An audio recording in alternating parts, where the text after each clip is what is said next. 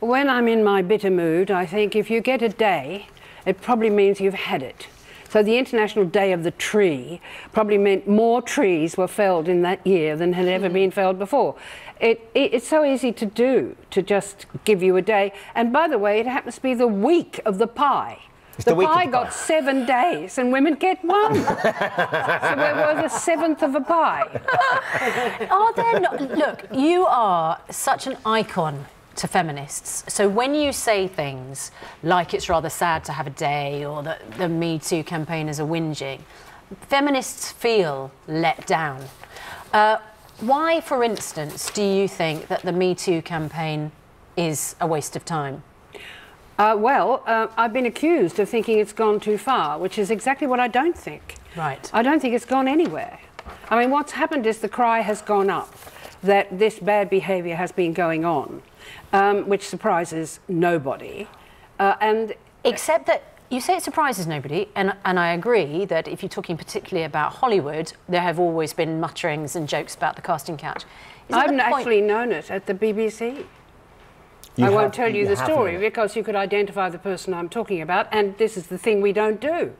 And women are still not doing it. So why aren't you talking about it if there's something that you know? Naming the person. Well, yes, I mean, we can't obviously legally that but is that's an the issue. interesting thing, though, that the sense I think that lots of women have had from Me Too and Time's Up is they have suddenly felt empowered to make that step that they've been scared of making. Well, kind of. I mean, if you look at Uma Thurman said, you know, that she had a passage at arms with Weinstein, and it made no sense at all what she said. He pushed me down, he forced himself on me, and he tried to expose himself. And I want to say, what went wrong, Uma?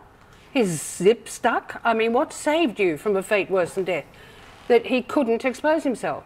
He tried, but he couldn't. But maybe she managed at some point to push him off, or... Yeah, but you can still expose him. He doesn't even have to be anywhere near her. But by the nature of her pushing him off, then he's going to get the sense that she didn't actually say that happened either.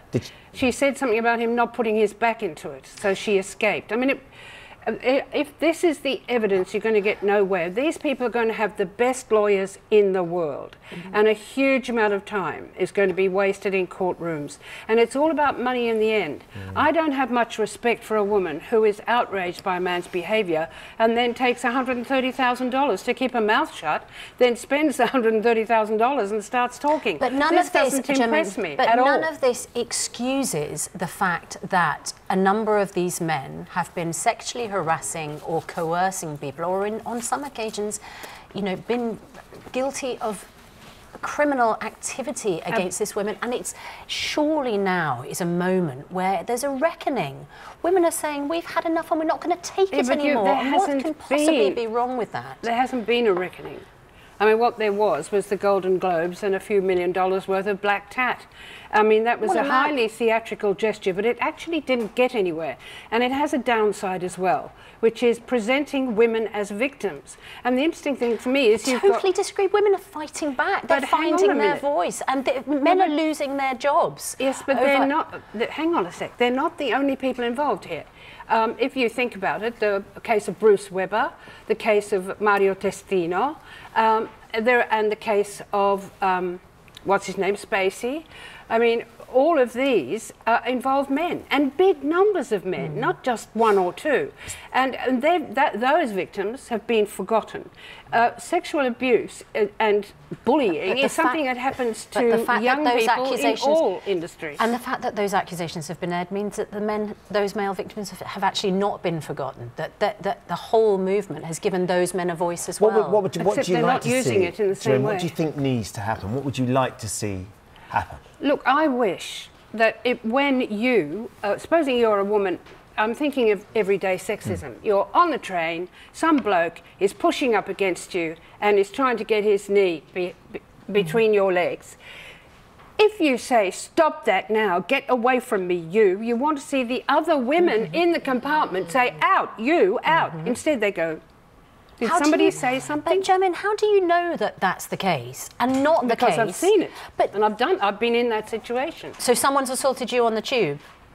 Not here, not on the British tube. But what I'm trying to say is, if women feel that they are now connected to each other, that they have the strength in numbers, and if somebody who might originally have felt a bit embarrassed about what was happening to them in a public place and couldn't speak out, they now feel they can, and that everybody will be behind them and supporting them. Let's see if they do.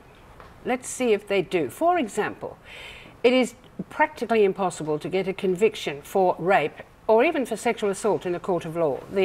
The rate of convictions is very, very low. Now, you can get round that by bringing a civil case, which has happened here. It happened years ago in a case of 2 prostitutes who had a client who refused to use a condom. The Crown Prosecution Service wouldn't take the case. They thought the women couldn't possibly win.